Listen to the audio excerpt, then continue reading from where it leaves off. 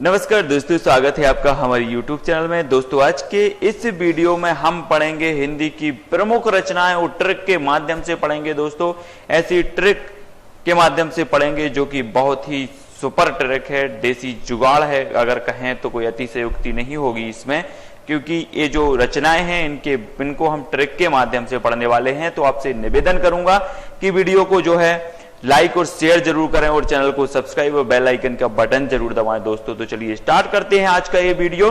तो आज का जो हमारा पहला प्रश्न है दोस्तों वो है, बड़ी बड़ी आंखें किसका उपन्यास है? इसका उत्तर आपको बताना है। आपको बताना है तो उत्तर हो जाएगा, इसका क्या हो जाएगा उत्तर? इसका हो जाएगा उपेंद्र नाथ अश्क। अब बोले अश्क बोलते हैं तो कहां से निकलती हैं? आंखों से अश्क निकलते हैं। तो बड़ी बड़ी आंखों से क्या निकल रहे हैं? अश्क निकल रहे हैं। तो बड़ी बड़ी आंखें किसकी रचना हो जाएगा, किसका उपन्यास हो जाएगा? तो वो हो जाएगा उपेंद्र नाथ अश्क जी का। जी हाँ दोस्तों, बड़ी बड़ी आंखें क्या निकल रहा है? बड़ी बड़ी आंखों से अश्क निकल रहा है, तो उपेंद्र नाथ अश्क जी की ये रचना हो जाएगी। ऐसे याद कर लेंगे इसको। अगला क्वेश्चन है, सुहाग की नुपुर किसका उपन्यास है? जी हाँ दोस्तों, ये चीज आपको बतानी है, पता भी होगा।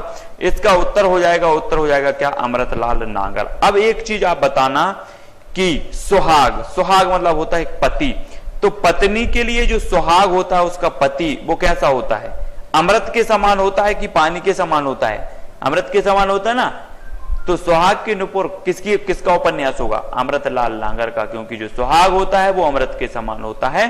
तो सुहाग की नुपुर रचना अमृतलाल नागर की होगी। इस प्रकार से याद कर लेंगे। नेक्स्ट है, शराबी किसकी रचना है? जी हाँ दोस्तों, तो ये पांडे बेचन शर्मा उग्र की है। अब एक बात बताना कि जो शराबी होते, शराब पीने वाले होते हैं, वो शांत होते हैं कि उग्र होते हैं? उग्र होते ना। तो शराबी की जब भी बात आएगी तो शराबी जो रचना होगी, जो उपन्यास होगा वो किसका होगा? पांडे बेचन शर्मा उग्र का। उग्र बेचैन रहते हैं ये शराबी पीने के लिए और उग्र होते हैं। उग्र तो शराबी किसकी रचना होगी? उग्र जी की होगी। पांडे बेचन शर्मा उग्र। कैसे याद किया कि शराबी जो लोग होते हैं वो उग्र होते हैं, तो पांडे बेचन शर्मा उग्र की रचना हो जाएगी शराबी। अगला क्वेश्चन है मंगलसूत्र। जी हाँ दोस्तों, मंगलसूत्र किसकी रचना है?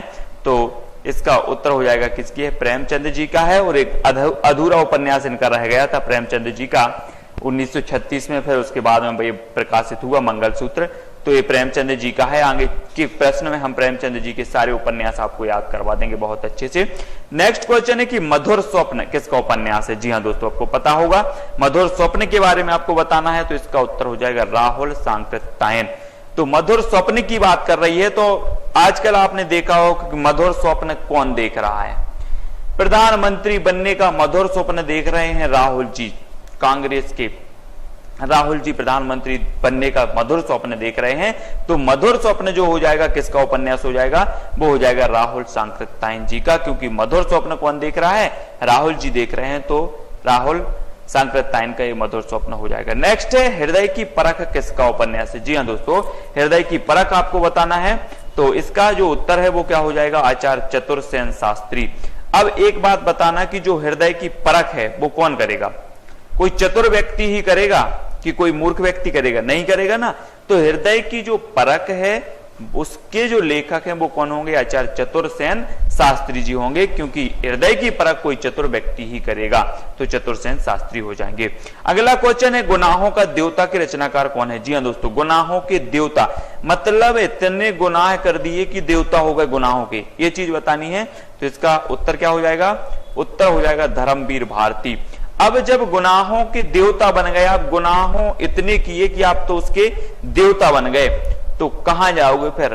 धर्म के पास जाओगे कि धर्म की शरण में जाओगे? अब गुनाहों के देवता हो गए आप, तो गुनाह जब इतने हमने कर लिए तो कहां जाओगे? धर्म की शरण में जाओगे। तो गुनाहों का देवता जो उपन्यास होगा उसके लेखक कौन होंगे? धर्मवीर भारती जी। गुनाहों के देवता की रचनाकार धर्मवीर भारती है ना, हो जाएंगे इस प्रकार से गुनाहों के देवता। गुनाह बहुत कर लिए, अब धर्म की शरण में जाना है, इस प्रकार से।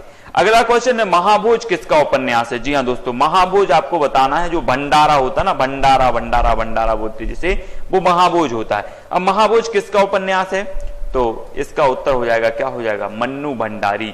भंडारी से क्या बनेगा? भंडारा भंडारा भंडारा भंडारा। तो महाभोज किसका उपन्यास होगा? मन्नू भंडारी की, क्योंकि महाभोज का नाम ही भंडारा होता है, तो मन्नू भंडारी का ये उपन्यास हो जाएगा। नेक्स्ट है यारों के यार के रचनाकार कौन है? जी हाँ दोस्तों, एक चीज आप बताना कि आपको लग रहा ना देसी जुगाड़, लग रहा कि नहीं लग रहा? कमेंट के माध्यम से जरूर बताना ये देसी जुगाड़ लग रहा है आपको कि नहीं लग रहा, ये देसी जुगाड़ है याद करने का।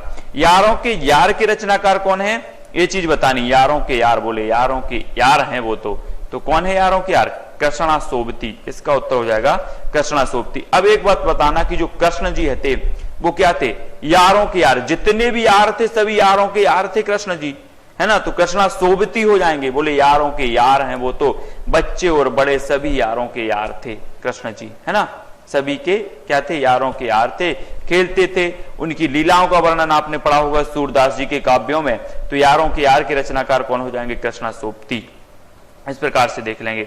नेक्स्ट है मेरी भव बाधा हरो, किसका उपन्यास? ये उपन्यास है, तो ये किसका उपन्यास हो जाएगा? इसका उत्तर हो जाएगा रांगे राघव। राघव बोले रघुवीर, राघव रघुवीर बोलते ना, पर रघुवीर, राम जी को रघुवीर बोलते हैं। तो आपकी जो बाधा है वो कौन हरेंगे? रघुवीर तो हरेंगे ना, है ना, कोई पड़ोसी तो नहीं आ जाएगा गांव वाला। आप सबसे पहले तो उन्हीं को बोलते हैं कि मेरी भव बाधा हरो रघुवीर। इस प्रकार से तो मेरी भव बाधा हरो किसका उपन्यास हो जाएगा? राघव, रांगे राघव का हो जाएगा। राघव मतलब रघुवीर आ रहा है, तो इस प्रकार से याद हो जाएगा।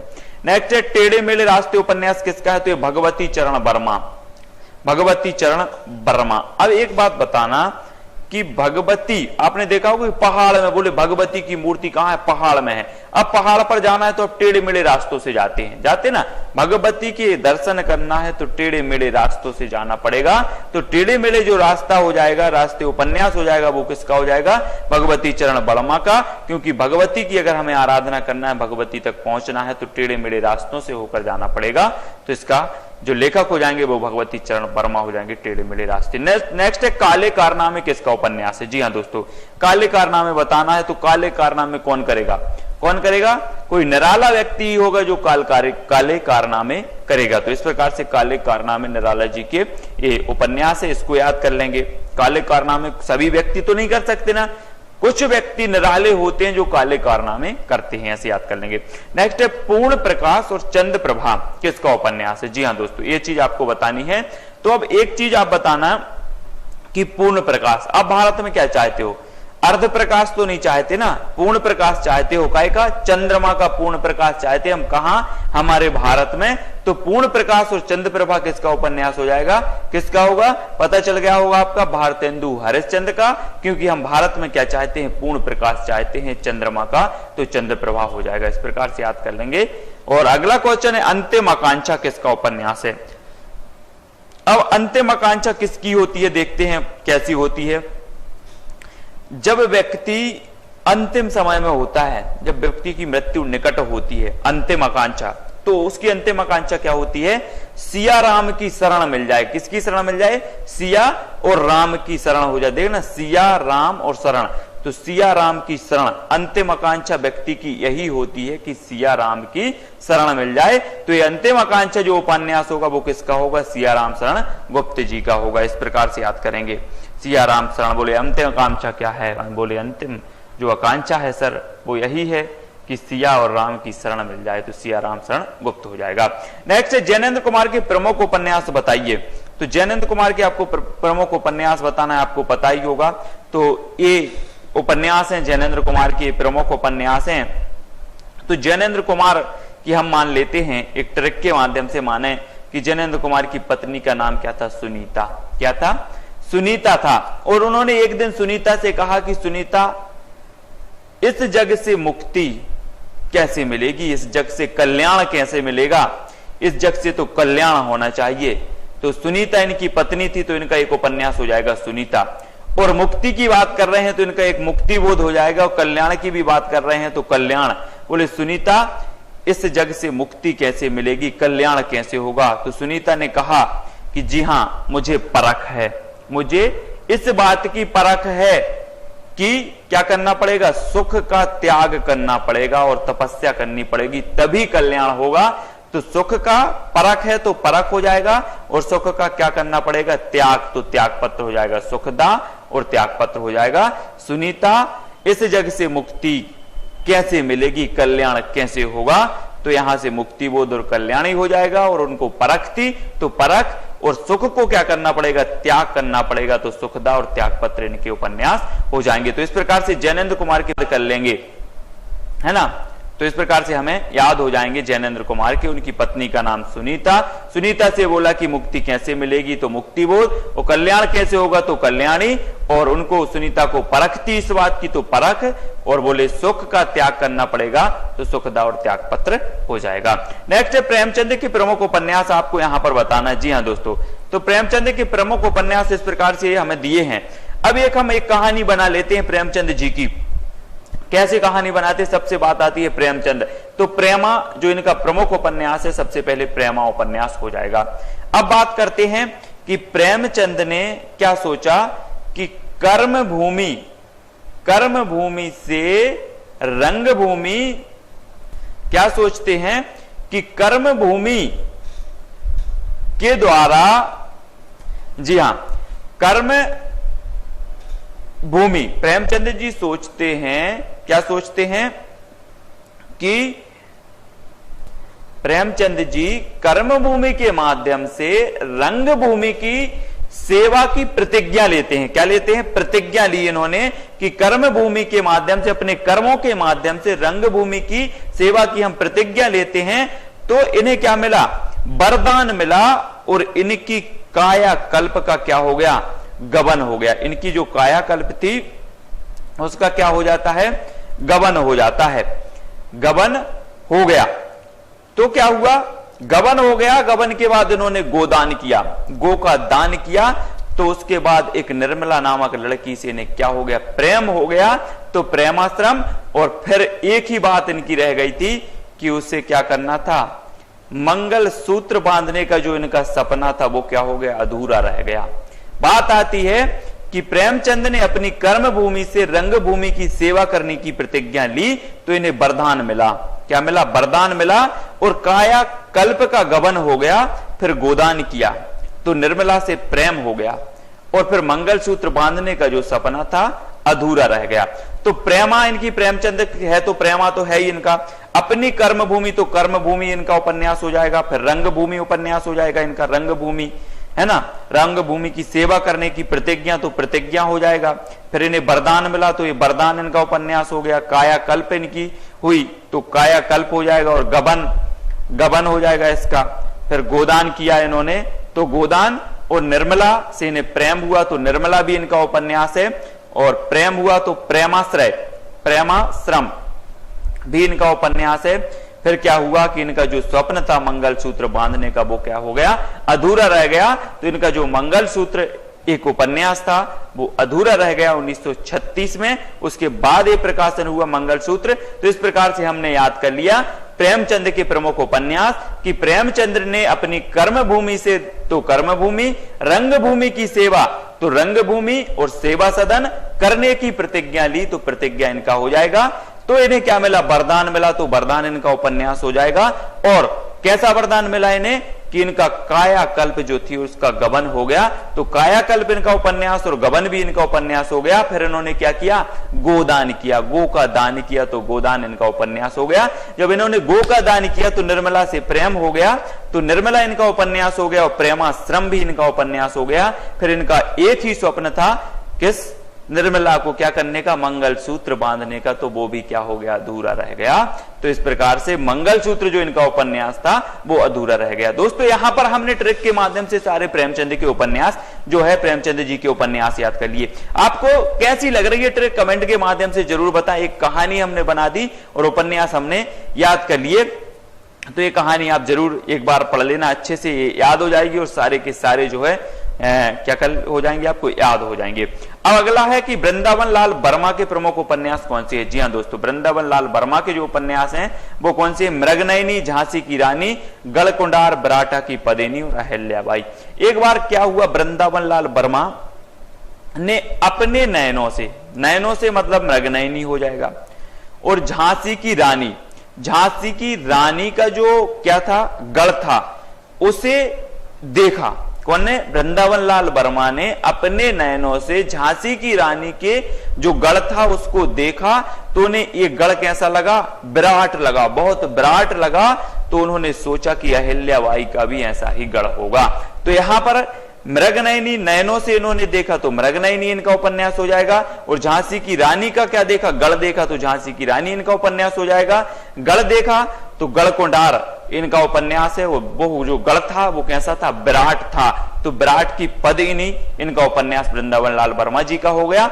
और अहिल्याबाई का भी ऐसा ही गढ़ होगा, ऐसा उन्होंने सोचा, तो अहिल्याबाई भी इनका उपन्यास हो जाएगा। वृंदावन लाल वर्मा ने अपने नयनों से झांसी की रानी का गढ़ देखा, वह बहुत विराट था, और उन्होंने सोचा कि अहिल्याबाई का भी ऐसा ही गढ़ होगा।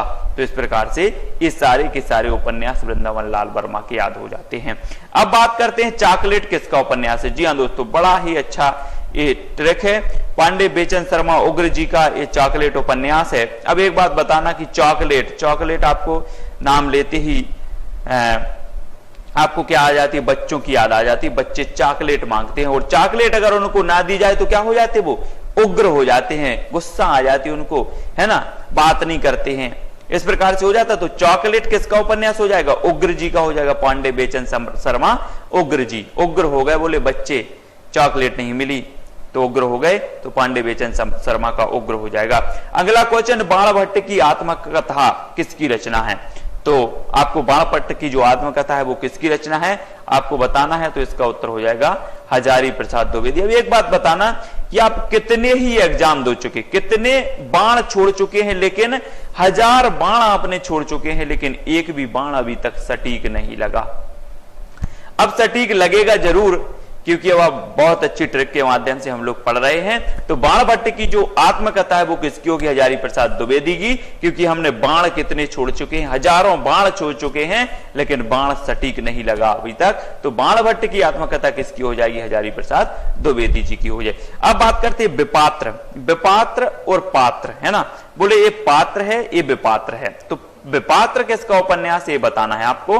तो इसका उत्तर हो जाएगा मुक्ति बोध, है ना।